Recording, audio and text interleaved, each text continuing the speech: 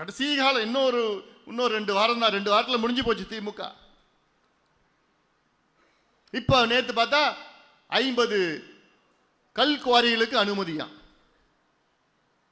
கல் குவாரிகள், கிரஷர், கனிமவளம். என்னையா இன்னும் 2 வாரத்தில் முடிய போகுது, இப்போ என்னங்க அனுமதி கொடுக்குற? மணல் குவாரிக்கு இப்போ அனுமதி கொடுக்குறாங்க. கடைசியில் ஏதோ கொள்ளடிச்சிட்டு போகணும்னு முடிவு ஆயிடுச்சு அவனுக்கு தெரிஞ்சு போச்சு திமுக இனி வரப்போறது இல்லை, இருக்கிறப்ப கொள்ளடிச்சிட்டு போயிடணும்னு அந்த முடிவு வந்துட்டாங்க. அது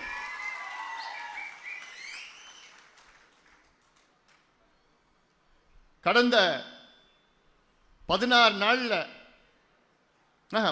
12 நாள்ல கடந்த 12 நாள்ல 16,000 கோடிக்கு ஒப்பந்தம் போட்டிருக்கிறாங்க அரசு வேலைகள். 4385 வேலைகள், 16,000 கோடி 12 நாள்ல. அவசர அவசரமா எல்லாம் கமிஷன் வரணும், கமிஷன் வரணும். வரும் பின்னாடியே சிபிஐ வரும்,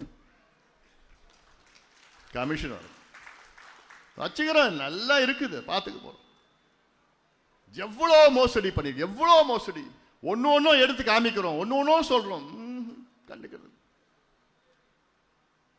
நாங்கள் ஆட்சிக்கு வந்தால் மது விலக்கு கொண்டு வருவோம். இப்ப என்ன சொல்றாங்க? நாங்க சொல்லவே இல்லை.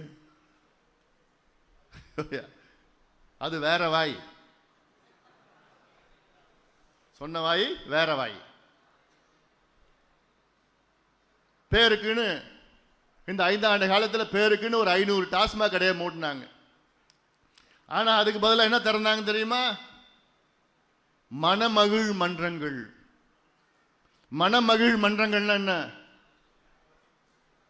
கிளப்பு.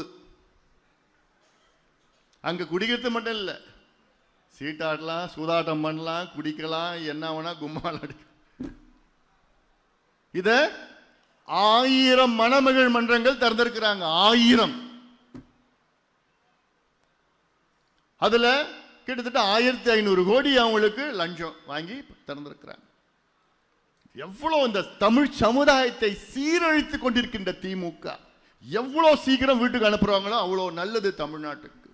இவங்களுக்கு எந்த டீசென்சி கிடையாது, தமிழ் மக்களை பற்றி எந்த அக்கறையுமே கிடையாது. அதனால்தான் சொல்லிட்டு இருக்கிறேன், ஆபத்து. திமுகனா தமிழ்நாட்டுக்கு ஆபத்து. அண்ணா அவர்கள் திமுக தொடங்கிய காரணம் வேறு. அண்ணா அவர்கள் போன்ற ஒரு நேர்மையான முதலமைச்சர் தமிழ்நாடு பார்த்தது கிடையாது.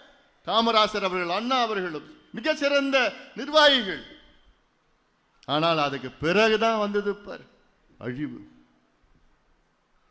தமிழ்நாட்டுக்கு அழிவு. திமுகவில் அவங்க ஓஹோன்னு இருக்கிறான், கொள்ள அடிச்சுக்கிட்டு எல்லாம் ஓஹோன்னு இருக்கிறாங்க. ஆனா மக்கள் இன்னைக்கு ஆண்டியாக, குடிகாரனாக, கஞ்சாவின் அடிமையாக